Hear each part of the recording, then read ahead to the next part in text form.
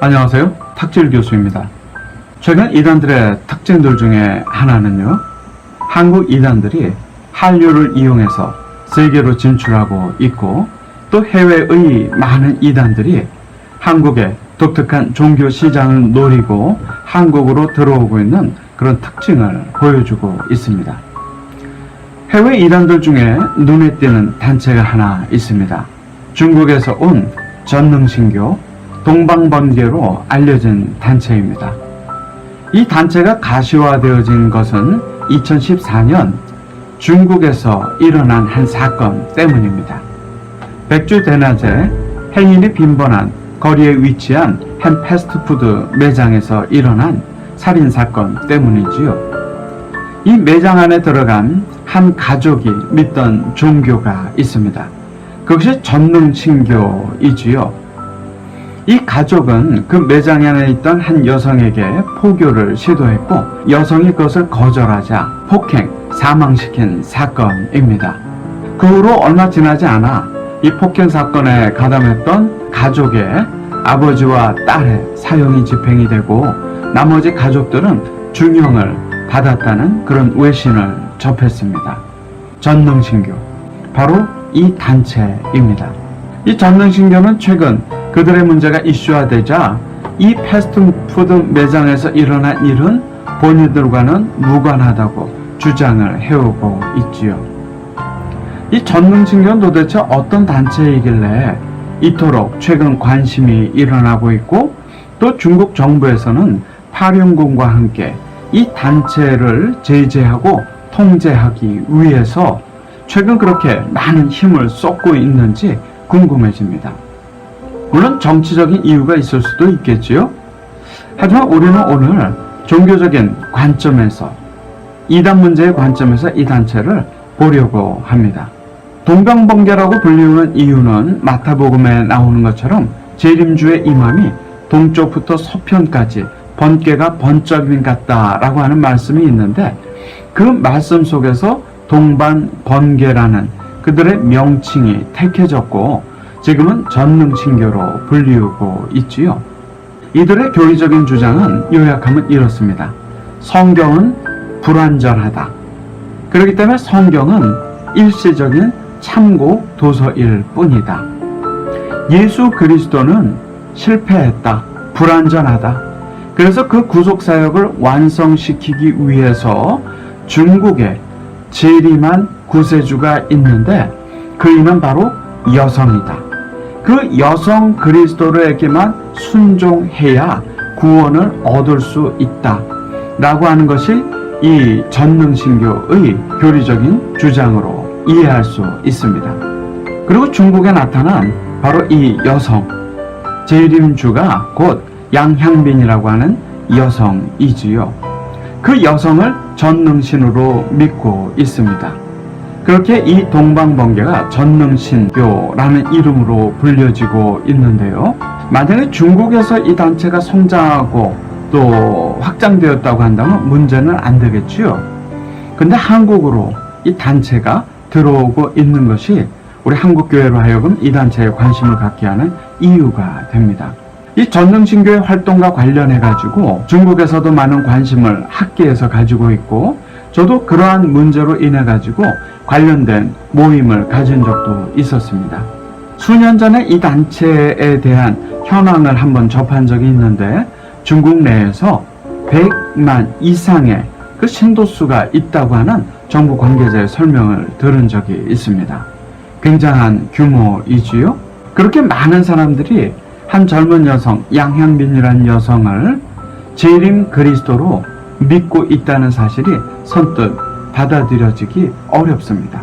이러한 주장으로 인해 가지고, 또 활동으로 인해 가지고 중국 정부의 주요한 그런 어떤 관심을 받게 되었고, 그리고 탄압을 받게 되었다고 이 전능신교는 주장을 합니다. 결국 그들의 활동이 중국에서 여의치 않게 되자 이 단체의 지도자들은 미국으로 망명을 하기도 했습니다.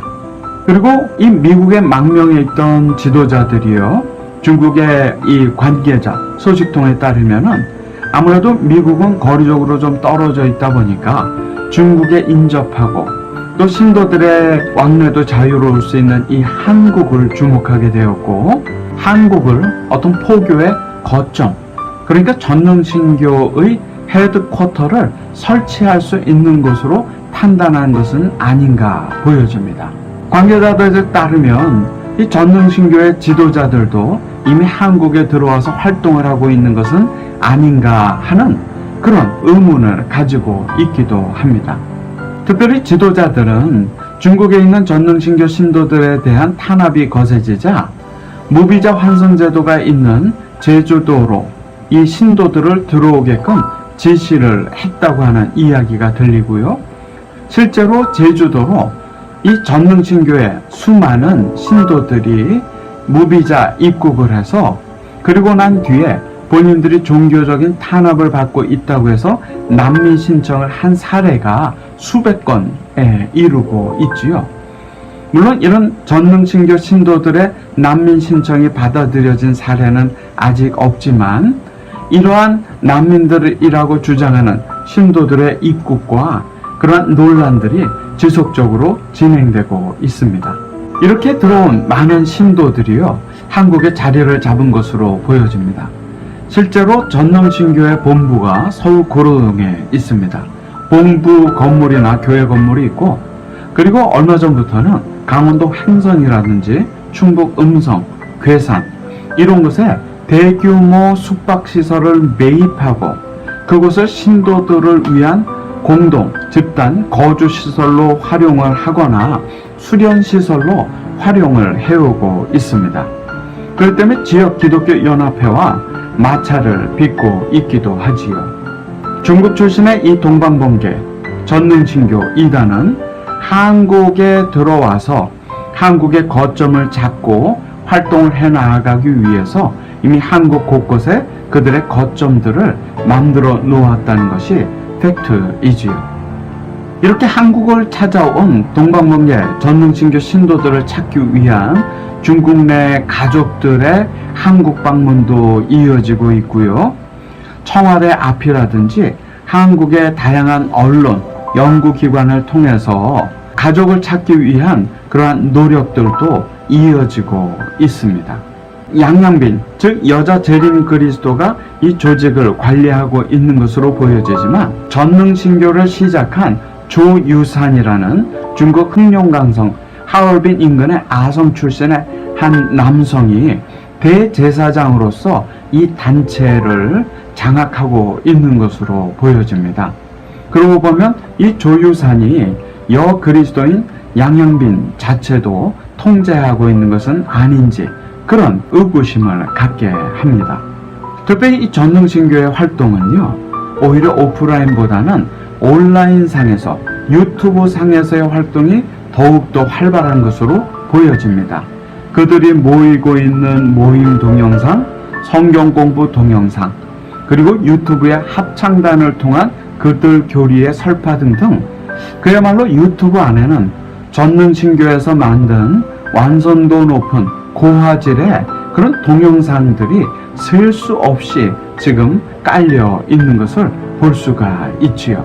처음에는 전능신교가 한국을 그들의 포교 거점으로 삼기보다는 중국에 대항하는 어떤 헤드쿼터를 마련하기 위한 그런 장소로 바라봤는데요. 최근에는 그러한 노력의 일환인지 모르겠지만 전능신교 거점이 있는 곳 주변에서 전능신교의 봉사활동이 눈에 띄고 현대종교의 제보가 이루어지고 있습니다. 이렇게 양의 옷을 입는 이유가 무엇일까요? 아무래도 그들은 한국의 포교보다는 핍박받는 소위 전능신교 신도들이 와서 거주하고 중국의 전능신교 신도들을 어떤 통제하고 교육할 수 있는 거점을 마련하는 게 중요하다 보니까 한국 사회에 본인이 문제 있는 중국 출신의 이단이 아니라 사회적으로도 순기능을 할 수 있는 그야말로 하나의 신흥 종교 단체일 뿐이다 라는 것을 보여주려고 하는 의도인지 모르지만 그들의 거점이 있는 곳곳에서는요, 주변에 농번기 때 봉사활동을 한다든지 이러한 그 사회적 순기능을 하는 사회봉사활동으로 다가오고 있는 모습들이 보여집니다. 내가 일전에 중국을 통해서 받았던 이 전능신교의 포교 전략이 담긴 그런 책자를 한번 본 적이 있거든요. 깜짝 놀랐습니다. 왜냐하면 신천지의 포교 전략과 굉장히 흡사하기 때문입니다. 오히려 신천지 그것보다도 더욱더 아주 치밀한 포교 전략을 가지고 있는 것으로 보여지지요. 예수님의 구속 사역을 불완전하다고 보고 중국 출신의 한 여성을 재림 그리스도로 믿고 그 여성에게 순종해야 구원받는다고 주장하는 기독교 이단인 전능신교. 중국 본토에서의 다양한 사회적 문제를 야기하면서 이제 미국이나 각지로 흩어져서 망명 생활을 하면서 활동하면서 이제는 중국에서 가깝고 중국 신도들을 통제하고 교육할 수 있는 한국에 그들의 거점을 만들기 위해서 중심적으로 지속적으로 들어오고 있습니다. 한국 정부가 난민 신청과 관련해서 대처를 잘 해나가고 있지만 이미 전능신교는 우리 지역 주변 곳곳에 건물을 세우고 거점을 세우고 봉사활동을 하고 교회에 침투해서 활동을 하는 사례들까지 들어오고 있습니다. 이단 문제는 단순히 교회 문제만이 아닙니다. 세월호 구원파 사건 그리고 또 이 코로나19 신천지 사건을 통해서 이단은 단순히 교회의 문제가 아니라 언제든지 사회의 심각한 문제를 야기할 수 있다는 것을 우리가 경험하지 않았습니까? 이제는 전능신교가 우리나라에 그렇게 들어오고 있습니다. 이단 문제는 예방이 최선입니다. 전능신교에 대해서 우리가 바로 알고 바로 대처하는 것이 중요한 시기가 되었습니다. 한국교회의 예방대처가 필요하지요. 한 가지 우리가 주목할 수 있는 부분은요, 이 전능신교가 시작된 곳이 중국 동북 삼성 흑룡강성이라는 곳입니다. 그곳은 중심인 북경에서 가장 멀리 떨어져 있기도 하고 또 기독교가 크게 부흥했던 곳이지요. 마치 기독교의 중심이었던 평양과 서울로부터 가장 멀리 떨어진 부산에서 그것도 기독교가 성장하던 한국전쟁 기간 동안에 많은 이단들이 생겨났던 것과 유사한 것을 보여줍니다. 기독교가 부흥하는 시점은 이단도 함께 발흥하는 시점입니다. 미국 제2차 각성운동 기간 동안 많은 기독교 이단들이 생겨났고 한국 기독교의 중심이었던 평양 서북 지역에서 초기 기독교 이단 지도자들이 나오게 됩니다. 중국의 흑룡강성에서도 여러 이단들이 등장하지요. 어려운 시기는 또 기독교와 신앙이 부흥하는 시간입니다.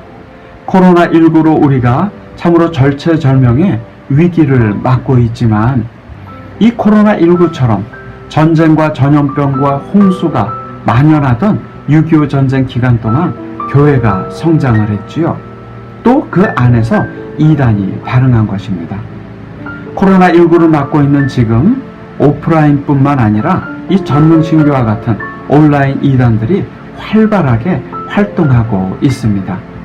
이제는 사랑하는 사람이 눈에 보이지 않아야 문제가 아니라 그 사랑하는 사람이 내 옆에 앉아 있을지라도 모바일 폰을 통해서 이단들의 미혹을 접할 수 있는 그런 시대가 되었습니다. 우리 주변에 특별히 사이버 공간에서 활동하는 이 전능신교에 대한 예방과 경계가 필요한 시점입니다. 고맙습니다.